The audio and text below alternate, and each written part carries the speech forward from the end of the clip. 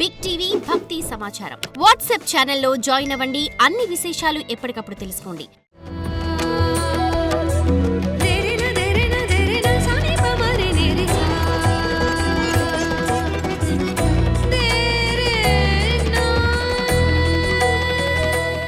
Big TV ప్రేక్షకులకు స్వాగతం.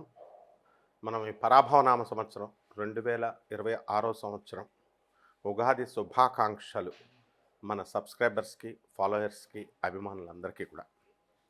ముందుగా మనం ఈ యొక్క గ్రహ స్థితిగతులను కనుక మనం చూసుకున్నట్లయితే, రాహు కుంభరాశిలో నవంబర్ 25, 2026 సంవత్సరం వరకు కుంభరాశిలో ఉంటాడు.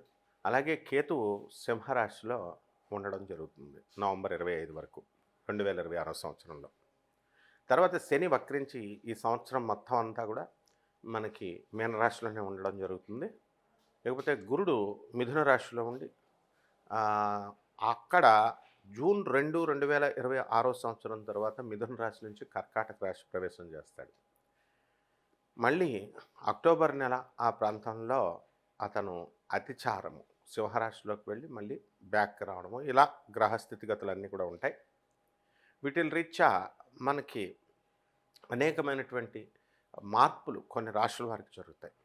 ఈ పరాభవనామ సంవత్సరంలో రాజుగా మనకి గురుడున్నాడు, మంత్రిగా కుజుడున్నాడు, సేనాధిపతిగా చంద్రుడు, సస్యాధిపతిగా గురుడు, ధాన్యాధిపతిగా బుధుడు, అర్ఘాధిపతిగా చంద్రుడు, మేఘాధిపతిగా మళ్ళీ చంద్రుడు, ఆ తర్వాత రసాధిపతిగా శని, మరి నీరసాధిపతిగా గురుడు.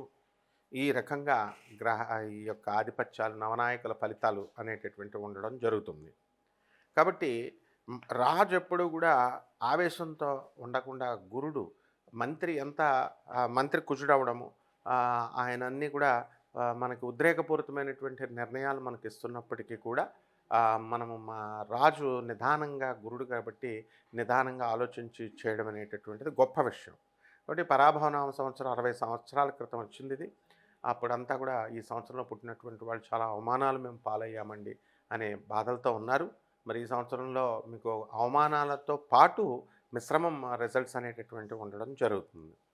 ఈ యొక్క మిగతా గ్రహాలన్నీ కూడా చిన్న చిన్న గ్రహాలు కాబట్టి రవి, కుజ, బుధ, శుక్ర గ్రహాలన్నీ, చంద్రుడు, ఇవన్నీ ఈ గోచారంలో మనం వాటిని కూడా మనం పరిగణలోకి తీసుకొని సమష్టిగా మనం 12 రాశుల వారికి కూడా ఒక్కొక్క రాశి వారికి విడివిడిగా ఈ సంవత్సరం అంతా కూడా ఉగాది 2026 సంవత్సరం నుంచి మళ్ళీ ఉగాది 2027 వరకు జరిగే ఫలితాలను ప్రొఫెసర్ డాక్టర్ ముల్లపూడి సత్యనారాయణమూర్తిని నేను మీకు తెలియజేస్తున్నాను.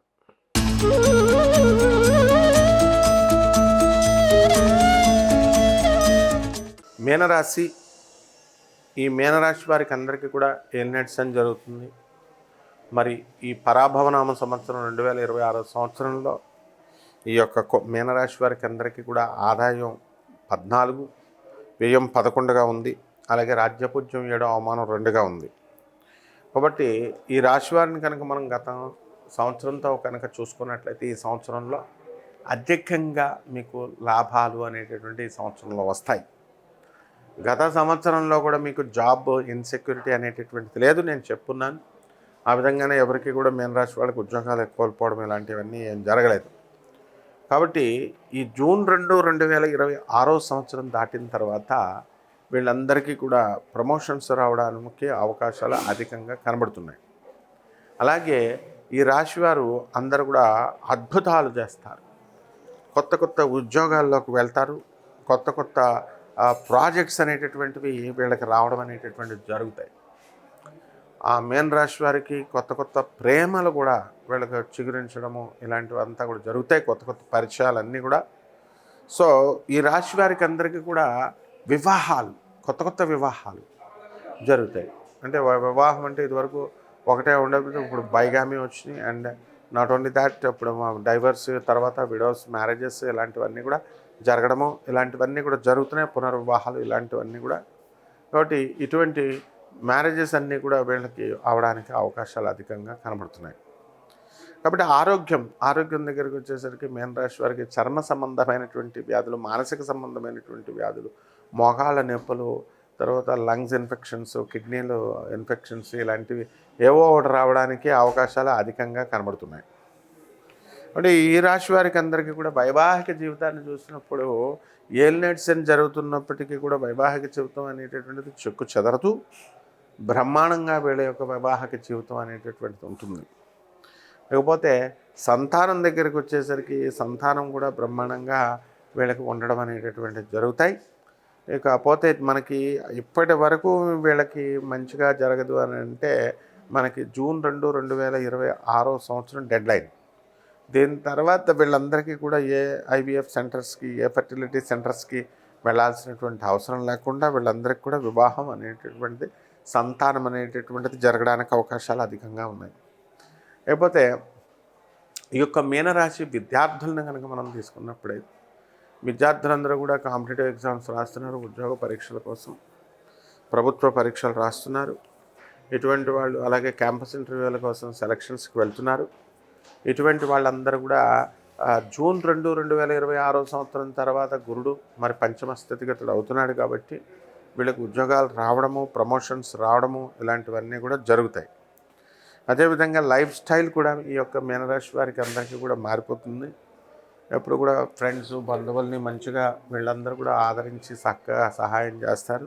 డ్రెస్సింగ్లో కూడా వీళ్ళు చక్కగా ఒక మామూలు పద్ధతుల్లో వెళ్ళిపోతారు. ఇప్పుడు అలా కాకుండా లైఫ్ స్టైల్ మారుస్తారు, ఖర్చులు అధికంగా చేయడము, ఆ తర్వాత బట్టలు మంచివి కొనుక్కోవడము, అలాగే ఈ యొక్క నూతన వస్త్ర అలంకరణ, నూతన ఆభరణాలు ఇలాంటివన్నీ కూడా కొనుక్కోవడం, ముందుకు వెళ్ళడం, ఇలాంటి లైఫ్ స్టైల్ అంతా కూడా మారుతుంది. అలాగే ఈ యొక్క మీనరాశి వారికి పరాభవనామ సంవత్సరం ఏం చేస్తుందంటే అందరికీ కూడా 60 సంవత్సరాల క్రితం వచ్చి అందరికీ కూడా ఈ యొక్క పరాభవాన్ని ఇచ్చి వెళ్ళినటువంటి ఈ పరాభవనామ సంవత్సరం మీనరాశి వారికి అత్యద్భుతమైనటువంటి పేరు ప్రతిష్టలను వీళ్ళకి తీసుకొస్తుంది. అలాగే సమాజంలో ఈ యొక్క ఈ రాశివారు ఎవరైతే ఉన్నారో మీనరాశి వారు, వాళ్ళకి గౌరవాలు ఇవన్నీ కూడా పెరిగిపోవడం అనేటటువంటివి జరుగుతాయి. అదేవిధంగా ఈ యొక్క శత్రు పీడ అనేటటువంటిది ఈ యొక్క మీనరాశి వారికి పోవడం అనేటటువంటిది జరుగుతుంది. లేకపోతే నరఘోష, నరదృష్టి వీళ్ళకి అందరికీ కూడా తగలడానికి అవకాశాలు అధికంగా కనబడుతున్నాయి. అలాగే ఈ రాశి వారికి అందరికీ కూడా నిరుద్యోగుల పరిస్థితి మనం తీసుకున్నప్పుడు చాలామంది ఉద్యోగాలు రావట్లేదండి అని మదనపడాల్సినటువంటి పరిస్థితి వీళ్ళకి వస్తుంది. అయితే అటువంటి వాళ్ళందరూ కూడా ఇప్పుడు నిరుద్యోగాల సమస్య నుంచి వీళ్ళు బయట వచ్చేసి కొత్త కొత్త ఉద్యోగాలు వీళ్ళకి రావడం అనేటటువంటిది జరిగింది. ఇకపోతే రైతుల దగ్గరకు వచ్చేసరికి మీనరాశికి చక్కగా టెన్షన్స్ అనేటటువంటివి అధికంగా ఉన్నాయి. రైతులు ఎంత పని చేసినప్పటికీ కూడా వీళ్ళకి సక్సెస్ఫుల్గా వ్యవసాయాలు, ఫలితాలు ఇవన్నీ కూడా రావు. అందువలన కమర్షియల్ క్రాప్స్ ఇవన్నీ కూడా చేసుకోవడము, కమర్షియల్గా వీళ్ళు ఎదగడము అనేటటువంటిది మనకి రైతులు చేయాల్సినటువంటి పని. కాబట్టి ఈ యొక్క రైతుల పిల్లలకు కూడా వివాహాలు అనేటటువంటిది ఈ మీనరాశిలో చేయడం జరుగుతుంది. ఇకపోతే కుటుంబ అనుబంధాలు అనేటటువంటివి కుంభరాశి కాబట్టి పెరగడానికి అవకాశాలు ఉన్నాయి. అయితే అదే మీనరాశి కాబట్టి పెరగడానికి అవకాశాలు ఉన్నాయి, ఏలినాటి శని కాబట్టి. అయితే ఏమవుతుందంటే బంధువులు అందరూ కూడా ఆడపడుచులు, అత్తగారులు వీళ్ళందరూ కూడా మమ్మల్ని హెరాస్ చేస్తున్నారు, లేకపోతే మమ్మల్ని సంప్రదించి పనులు చేయడం లేదండి అని బాధపడుతున్నటువంటి వాళ్ళందరికీ కూడా వాళ్ళకు సంప్రదించి చేయడం, కొంచెం మనశ్శాంతిని మీకు ఇప్పించడం ఇలాంటివన్నీ కూడా జరుగుతాయి. ఇకపోతే పరిహారాల దగ్గరికి వచ్చేసరికి ఈ యొక్క మీనరాశి వారికి అందరికీ కూడా మనకి ఏలినాటి శని జరుగుతుంది కాబట్టి శని జపం చేసుకోవాలా, శని స్తోత్రాలు చదవాలా, శనికి కిలోంపావు నల్ల నువ్వులని, నల్లని వస్త్రాలను ఇచ్చి పేద బ్రాహ్మణులకి శనివారం నాడు 8 గంటలకి దానం చేసుకోవాలా. దశమహావిద్యల్లో ఒకటైనటువంటి మహాకాళి అమ్మవారి యొక్క హోమాన్ని మీరు మీ ఇళ్లలో చేసుకోవడం ద్వారా బ్రహ్మాండంగా మీకు ఉంటుంది. అదేవిధంగా ఈ యొక్క రాశివారికి అందరికీ కూడా మనకి ఈ నల్లని వస్త్రాలని, తర్వాత శనీశ్వర స్వామి వారికి ఒక పంచకాన్ని తీసుకొని నల్లని నువ్వులని లేదా నల్లని నూనెని కానీ దీనికి కిలోంపావు నల్ల నువ్వుల్ని వీళ్ళకి పంతులు గారు అందరికీ కూడా దానం చేయాలి. అలాగే దశమహావిద్యల్లో ఒకటైనటువంటి మహాకాళి అమ్మవారి యొక్క హోమాన్ని వీళ్ళు మరి మీ ఇళ్లల్లో చేసుకోవడం, మహాకాళి మంత్ర జపాన్ని అనుష్ఠానాన్ని చేసుకోవడం, రావి చెట్టు చుట్టూ ప్రదక్షిణాలు చేసుకోవడము, ఓం శనేశ్వరాయ నమః అంటూ, అలాగే ఈ యొక్క మేడి చెట్టు చుట్టూ ప్రదక్షిణాలు చేసుకోవడం, గురుచరిత్ర పారాయణ గురుస్థానంలో చదువుకోవడము, గురు సమక్షంలో ఈ విధంగా చేసుకున్నట్లయితే బ్రహ్మాండంగా ఉంటుంది. శుభమస్తు.